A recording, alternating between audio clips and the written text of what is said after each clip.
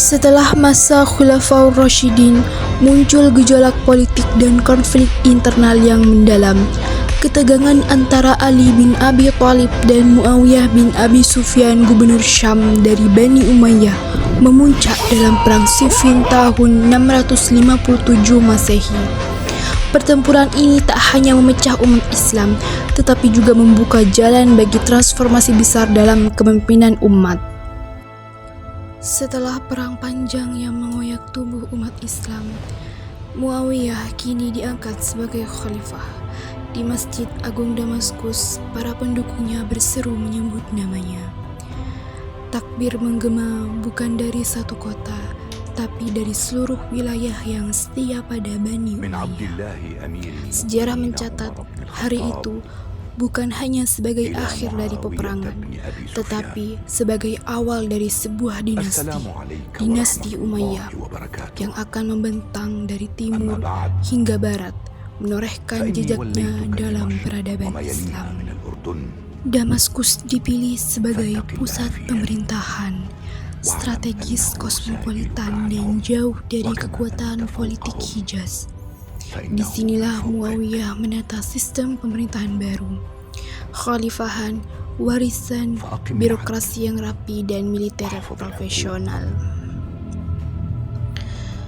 Muawiyah mengambil alih kekuasaan pada tahun 661 Masehi dan mendeklarasikan dirinya sebagai khalifah pertama dari dinasti Umayyah. Maka berakhirlah Khilafah Rashidah dan dimulailah era monarki dinasti dalam sejarah Islam.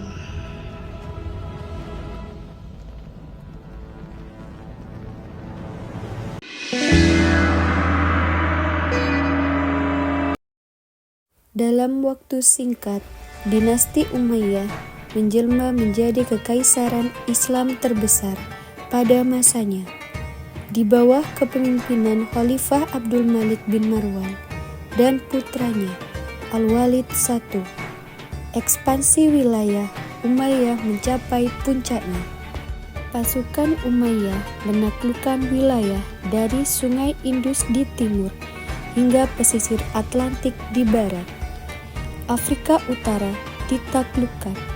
Spanyol atau Al-Andalus jatuh ke tangan pasukan Tariq bin Ziyad pada tahun 711 Masehi. Di timur, kekuatan Islam merambah ke Asia Tengah hingga mencapai Samarkand dan perbatasan Tiongkok. Di masa ini, Umayyah bukan sekedar penakluk. Mereka membangun masjid-masjid megah, sistem pos, administrasi pajak, serta mata uang dinar emas dan dirham perak dengan kaligrafi Arab. Mereka juga memperkenalkan bahasa Arab sebagai bahasa resmi administrasi, menggantikan bahasa Yunani dan Persia. Dinasti Umayyah merupakan dinasti Islam pertama yang memerintah setelah masa Khulafaur Rasyidin. Setelah Ali bin Abi Thalib wafat, dinasti ini didirikan oleh Muawiyah bin Abi Sufyan dan berpusat di Damaskus, Suriah. Dalam bidang pemerintahan, dinasti Umayyah mengalami perkembangan yang sangat signifikan dan menjadi fondasi penting bagi sistem administrasi kekhalifahan Islam di masa-masa berikutnya. Salah satu langkah utama yang diambil oleh dinasti Umayyah dalam membentuk sistem pemerintahan adalah sentralisasi kekuasaan. Khalifah memiliki kekuasaan absolut dan pemerintahan dijalankan secara monarki atau secara turun-temurun, berbeda dengan sistem pemilihan khalifah pada masa sebelumnya. Ini memberikan kestabilan dalam suksesi kepemimpinan meskipun juga menimbulkan sejumlah konflik politik. Di bawah dinasti Umayyah, sistem administrasi negara ditata secara lebih terorganisir. Pembagian wilayah diatur ke dalam beberapa provinsi atau wilayah, yang masing-masing dipimpin oleh seorang gubernur yang ditunjuk langsung oleh khalifah.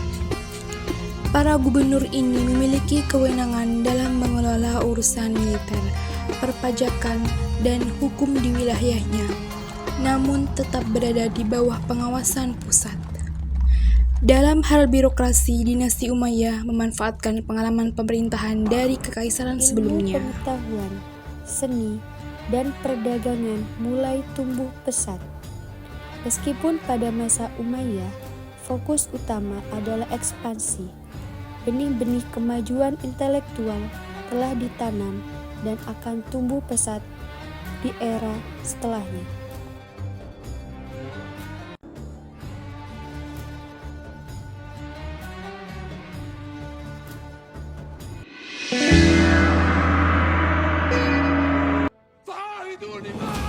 Namun, kejayaan besar menyimpan retakan di dalamnya.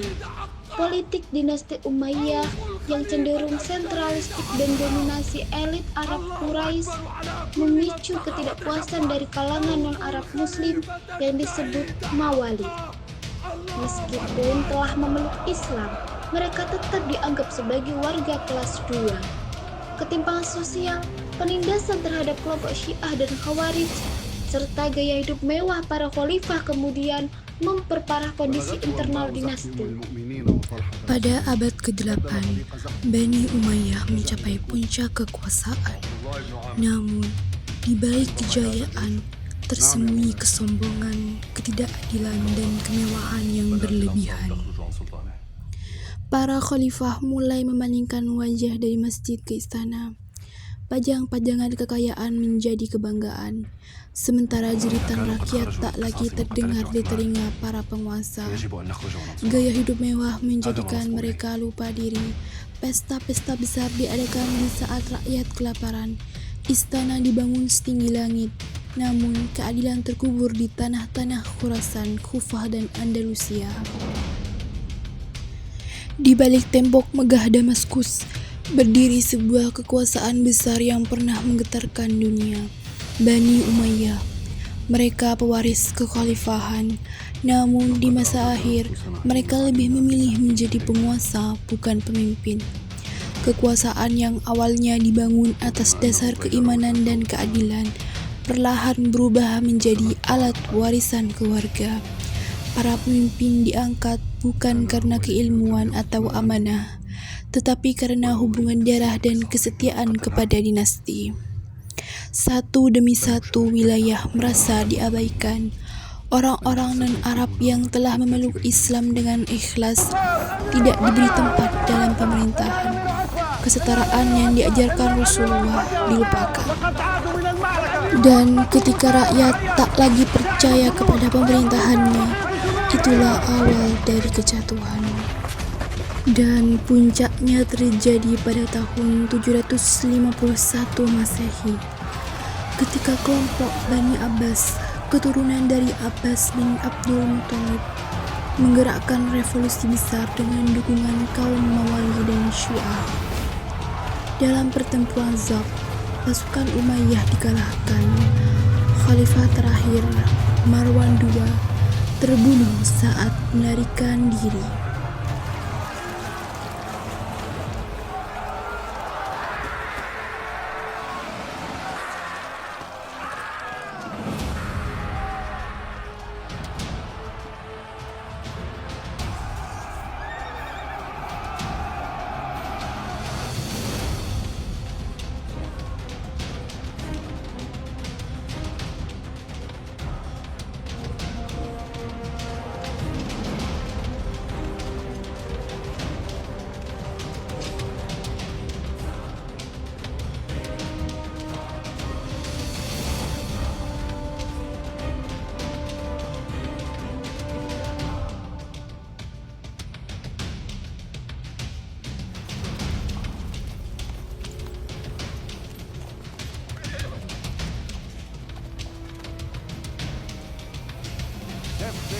Κρονονα.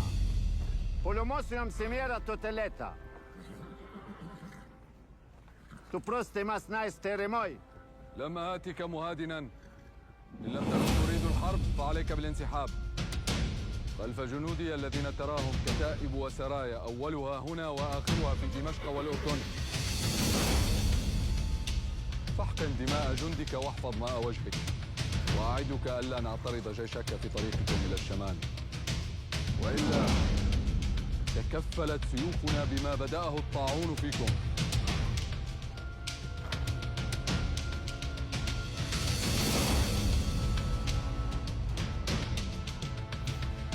هي الحرب إذن. Grăste mas trejet mere. Beana apostero. يوم غد في مثل هذه الساعة لا أريد أن أرى أحدا منكم.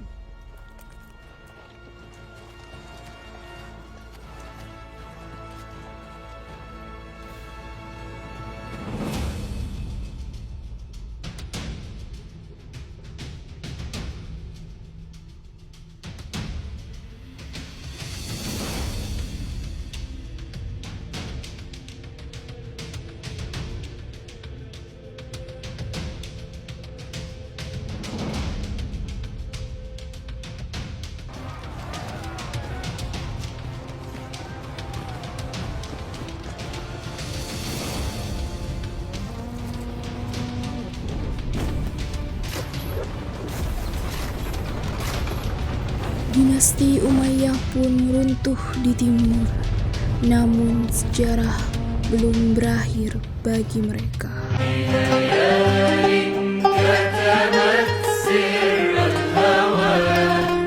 Dinasti Umayyah telah pergi dari pusat dunia Islam, namun jejak dan warisannya tetap abadi, terpahat dalam batu, tercatat dalam kitab, dan tertanam dalam sejarah peradaban manusia.